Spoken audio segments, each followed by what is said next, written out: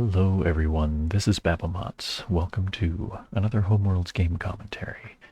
This is the last of the games I'm going to publish. That's a game between the winners of a group for the Phase 1 of the Great Homeworlds Tournament 2023, and this one is between me and Stevie Sasquatchy.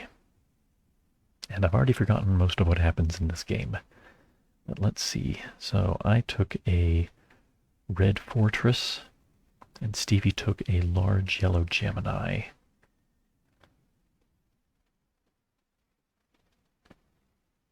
Oh, before I get too far in, I have been playing for quite a while and have had a pretty successful Homeworlds career, and Stevie is definitely very good as well. Obviously, this is a game between the winners of Group 1. We both have finished Phase 1. We passed on into Phase 2. We are both in the bracket that is Phase 2. And we might even meet each other in the semifinals if we both win our games. So, here we are. I traded for yellow right away, and Stevie actually trades to match, even though Stevie has a yellow star at home. One of the things I get nervous about in a small universe is if I don't get yellow quickly. And in this case, since neither player took any small stars, you could sort of say one color is as good as another. But yellow's what I want, so I can move out quickly and maybe make it a little harder for Stevie to keep building the most desirable color. So we switched to building greens for a while. Both trade for red. Building green again. Do I trade for blue? Yeah, that's kind of the predictable thing. Stevie takes green again instead. Then I take a green. Stevie can't build another green, so does he trade for blue? No, he spreads out the greens he's got. Let's see. I wonder if anybody has any opinion on how I should be commentating on my own games. Let me know. I think I kind of like that this perspective is reversed from how it was when I played the game, because it's keeping me from reminiscing too much. I think. So we both spread out the greens. Stevie gets the first medium, and I follow right after. Stevie gets a green shopping spree, which I guess they're going to commit to. But I think I'll just overpopulate their greens there. Yeah. So I come out with a little bit of a head start in development by having spread out greens. But Stevie has a yellow ship and I do not. Oh, but I have a blue ship and Stevie does not. We'll see how this turns out. Stevie moves out to a little yellow star. He might be trying to choke me out of the yellows. But I'll take another blue, make sure. Do I? No, I take a green.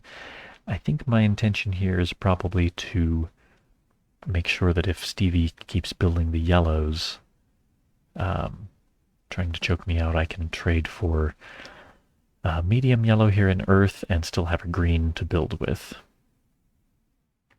Stevie, interestingly, goes to a medium green, to a large green star. So all that ship can do is build more. And it puts a yellow back in the bank, kind of losing progress in Stevie's yellow advantage. My guess is that Stevie wants to make sure that if I get way ahead in greens, that Stevie will still have an opportunity to sacrifice the G2 and build 2 greens back. So this is, you have, in order to invest in green, you need to have a medium green or better there so that you can sacrifice, rebuild the ship you just sacrificed, and then build the large you were occupying. All right, I trade for that yellow. That is going to keep Stevie from wanting to build any more green at home. Stevie spreads out the yellows. I guess, yeah, so Stevie's also was under some threat for their yellow star, and yellow ship. So I build another green, which is now a really material threat to Stevie's mothership.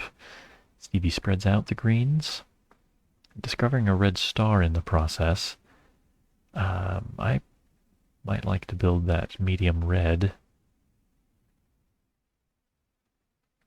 or spread out my greens and put some pressure on Stevie's investment.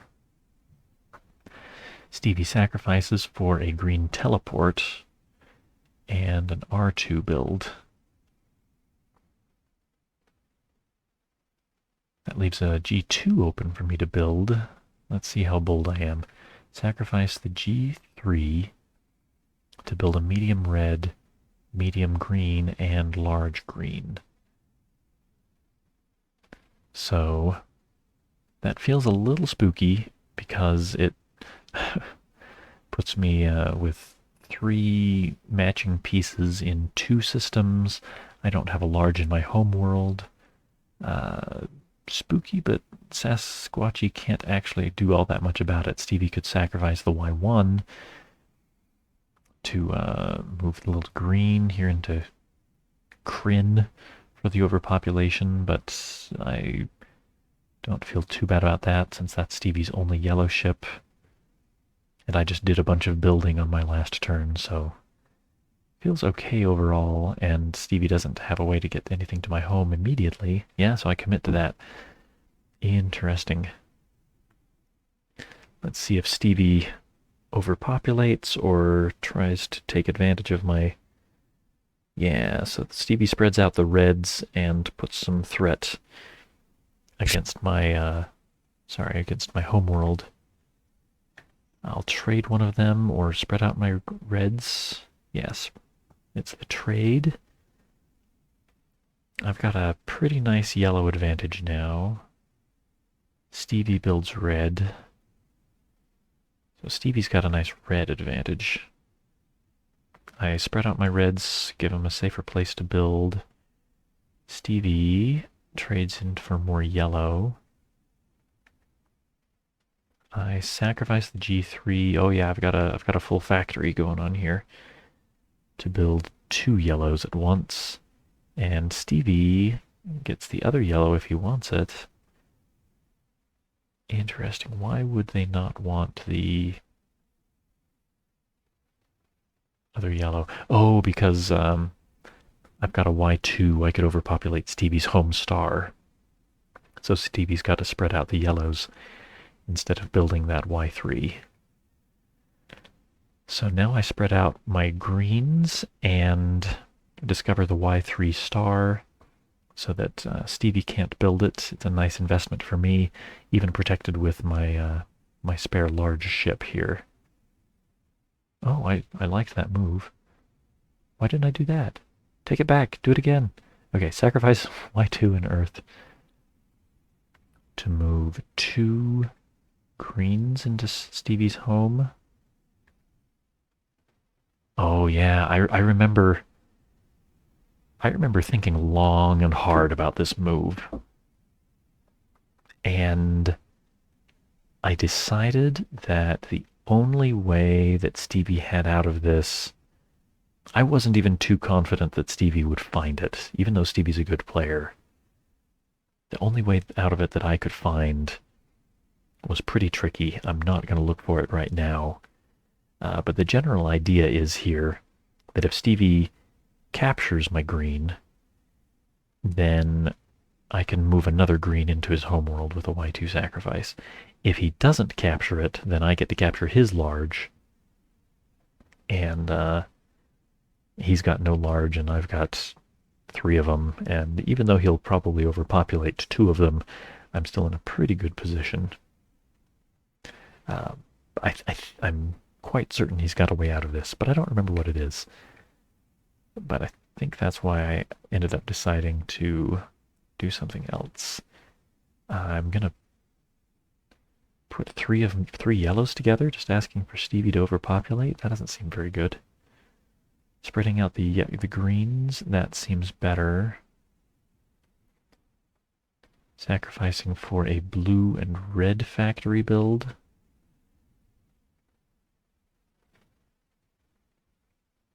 Huh, interesting. That's what I settled on. Okay, so I sacrificed a Y2 to move a G2 out of this colony where, oh, that was one of the things going on here, was that Stevie had the opportunity to move a G1 into Kryn for a cheap overpopulation. Would knock out enough of my material that would have been unhappy with it. So I managed to defend that colony and take that Y3 out of the bank. It does let Stevie build a Y2 though. Stevie not going to take it. They invade my investment. And I've only got one red ship, so I don't want to spend it on this if I can avoid it. Sacrificing the G3. Okay, to clean that medium yellow out of the bank and get myself a spare red that I can take Stevie's G2 if he doesn't capture me first. Oh, I liked that move. Do it again. Oh, interesting. I'm taking the blue instead of the red. I guess I want to solidify the blue monopoly here. And Stevie sacrifices the little green to build a red.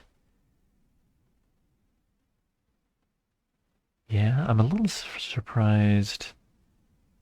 I wonder if Stevie may have wanted to block further factory building. Because Stevie could have built the R2 at home without the G1 sacrifice. Okay, but I sacrifice. I go ahead and I put some pressure on that invader in Chulak, where if he spends anything to capture me, then I can overpopulate. I build some more red so that I can capture him if he doesn't. And but that does open up the R3 for building, which I don't much like. What if I take this back? I do. Spreading out the blues would be okay, I guess. Trading for red. Sacrificing to capture. Alright, make up your mind. Make up my mind. Okay. I just trade the G3 for R3. So Stevie won't be able to build that G3 because there's a little green in the way. And I've got a second red ship now, so that I can afford to sacrifice the little one, and I might even want to move this R3 into Chulak to defend. Stevie, okay, sacrifices to get the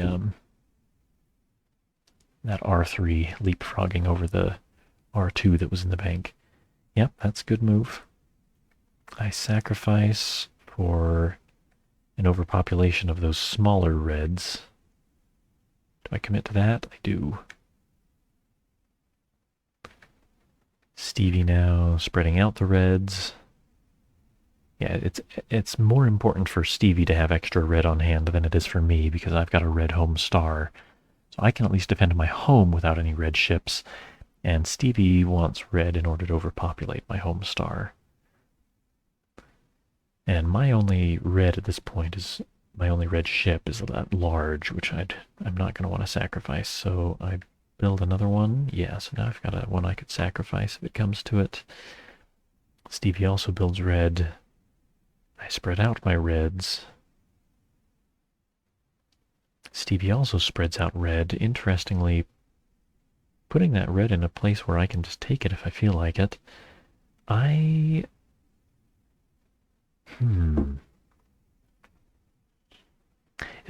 think there's a term in chess for a really mysterious move that doesn't have an obvious purpose, but the master makes it because they know that it'll do something for them far in the future.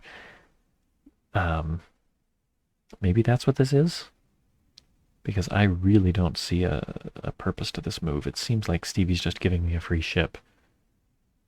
Sacrifice and capture? Yeah. In fact,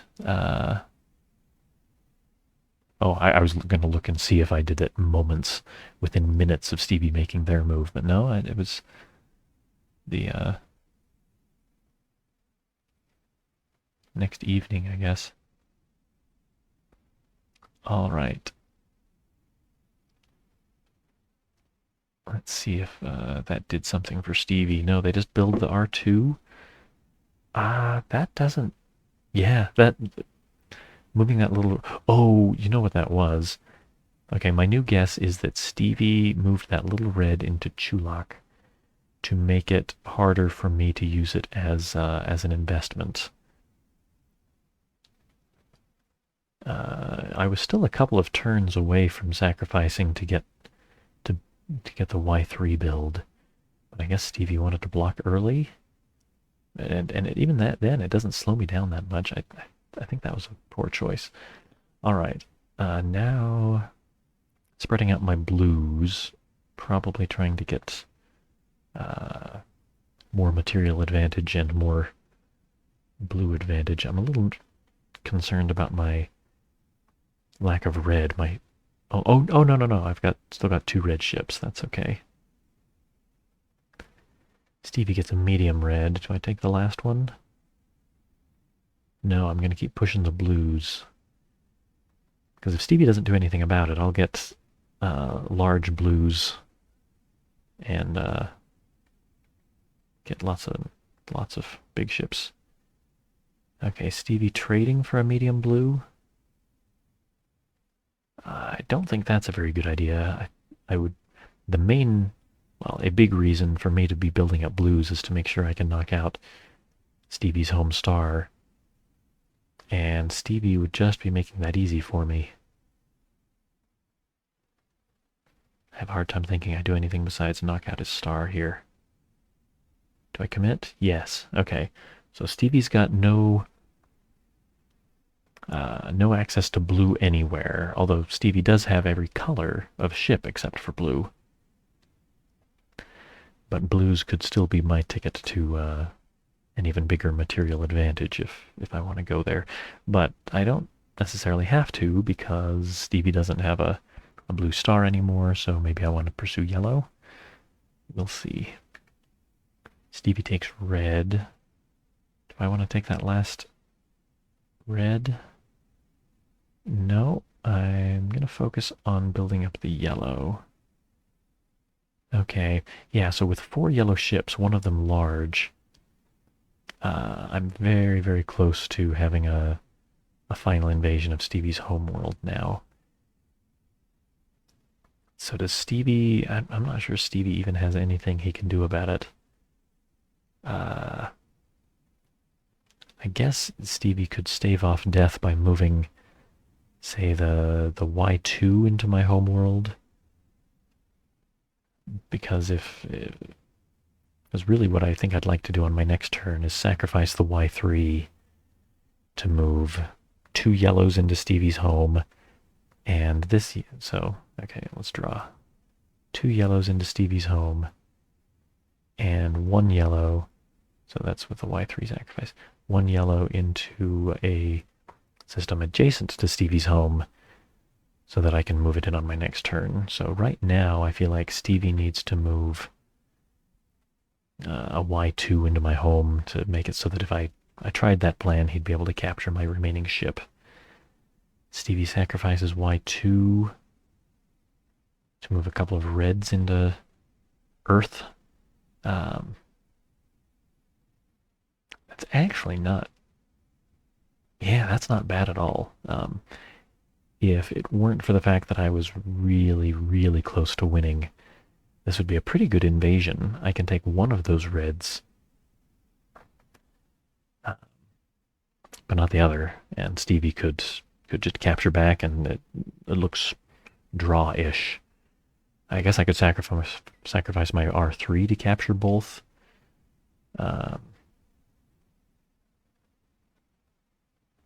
Okay, well, maybe it's not quite as good as I thought. Since I could sacrifice the Y3 to capture both of these guys, and Stevie would then be up by a large ship. But none of that matters particularly because I think I'm going to sacrifice, yeah, there it is, the Y3 to set up for the win on my next turn. And Stevie really doesn't have anything he can do about it. He can make it look a little closer than it was by moving another ship to my homeworld. Okay, well, and that's it.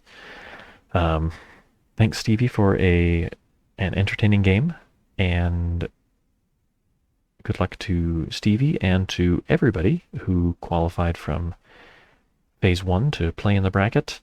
And thanks to you guys for watching. When the bracket games start finishing up, I will start making videos about those. And that's it for now. Thanks for watching.